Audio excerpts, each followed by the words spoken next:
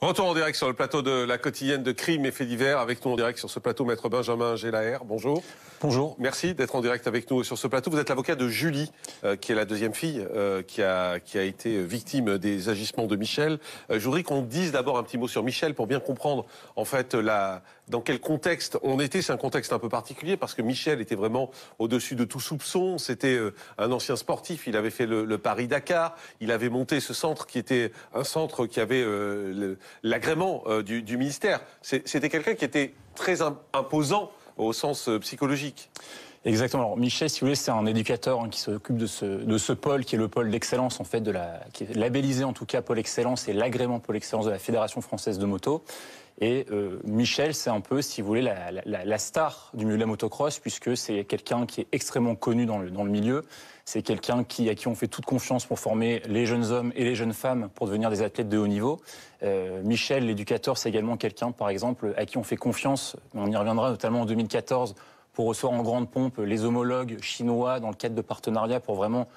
Michel, si vous voulez, représente le savoir-faire français en matière de formation des athlètes de motocross. Donc c'est vraiment une personnalité...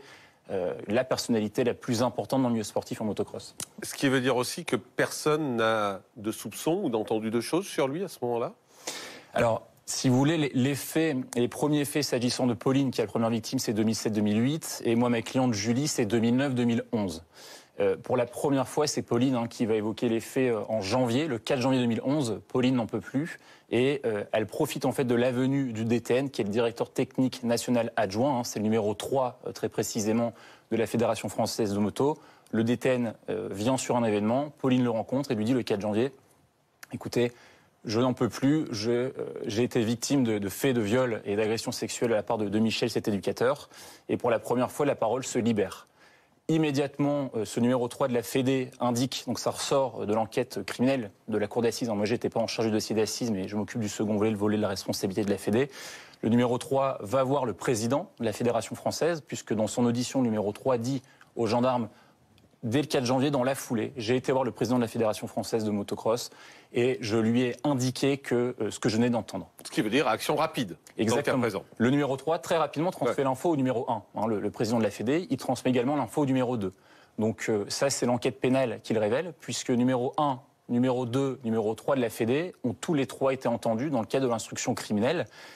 Et néanmoins, il va falloir attendre de nombreuses années, puisque finalement, cette plainte va mettre un certain temps à prospérer. Et ce n'est qu'en 2014 que ma cliente, Julie, va venir se constituer partie civile sur cette plainte. Parce que Julie, si vous voulez, c'est aussi important de le souligner, sa parole va peser pour la poursuite de l'affaire pénale. Mais ce qui est étonnant, maître, c'est que vous nous dites le numéro 1, le numéro 2, le numéro 3 sont au courant. Donc on peut imaginer que tout de suite, il y a une enquête, tout de suite, on s'intéresse à ce qu'il fait. Est-ce que c'est le cas ? Alors absolument pas, si vous voulez, c'est ce qui a choqué, moi, c'est absolument ce qui m'a sidéré quand j'ai pris connaissance en fait du dossier pénal. J'ai été sidéré de lire les auditions du numéro 1, surtout le président de la Fédération.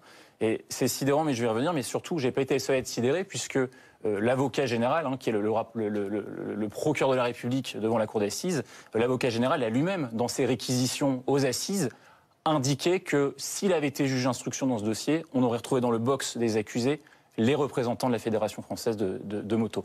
Ça n'a pas été le cas.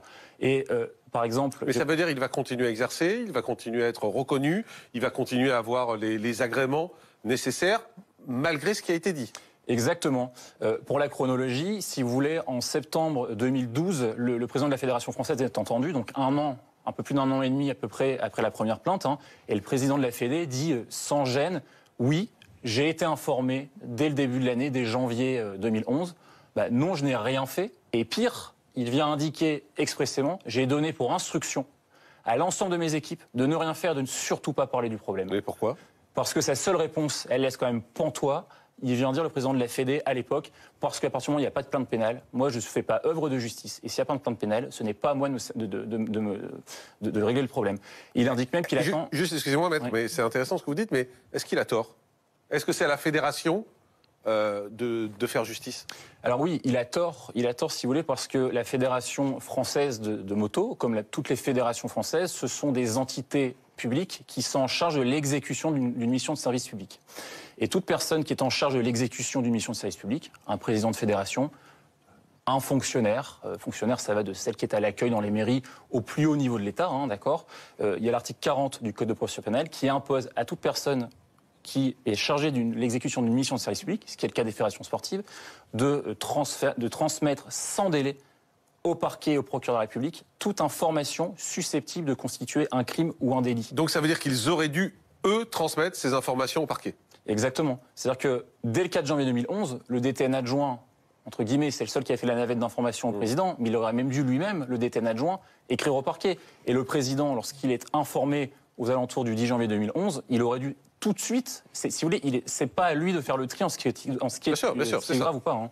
Mais on peut se demander aussi pourquoi Pauline, elle, n'a pas porté plainte. À partir du moment où elle alerte les autorités du monde de la moto, pourquoi est-ce qu'elle ne porte pas plainte au même moment? Alors, si vous voulez, initialement, sauf de ma part, la première plainte est déposée par Pauline, la première victime, celle de 2007-2008, le 28 mars 2011.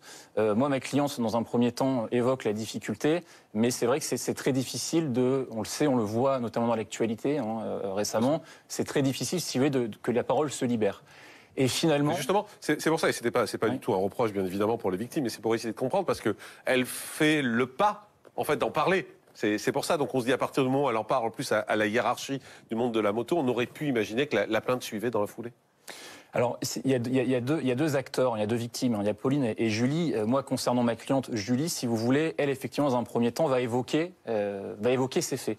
Et ce qui va amener ma cliente à l'époque de se constituer partie civile, c'est-à-dire de venir en fait, remettre un pied dans la procédure pénale pour être associée au procès d'assises, c'est qu'elle suit une formation pour devenir fonctionnaire de police.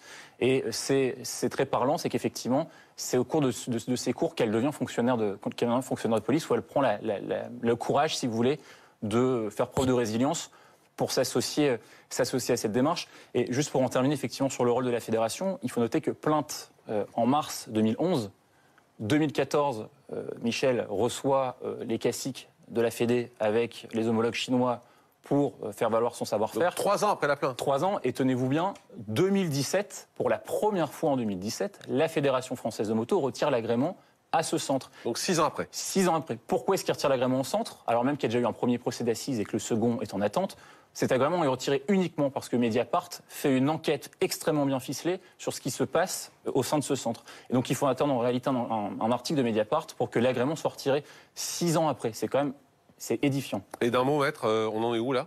Alors là, nous, si vous voulez, nous avons engagé la procédure administrative en septembre 2019. Il y a une spécificité en matière administrative très rapidement. On ne peut pas aller directement devant le juge administratif. On est obligé d'abord de tenter une démarche amiable. On a écrit en septembre 2019 à la Fédération française de moto, qui nous a répondu dans un courrier qui est, on va dire, du même acabit que le reste, 3 lignes.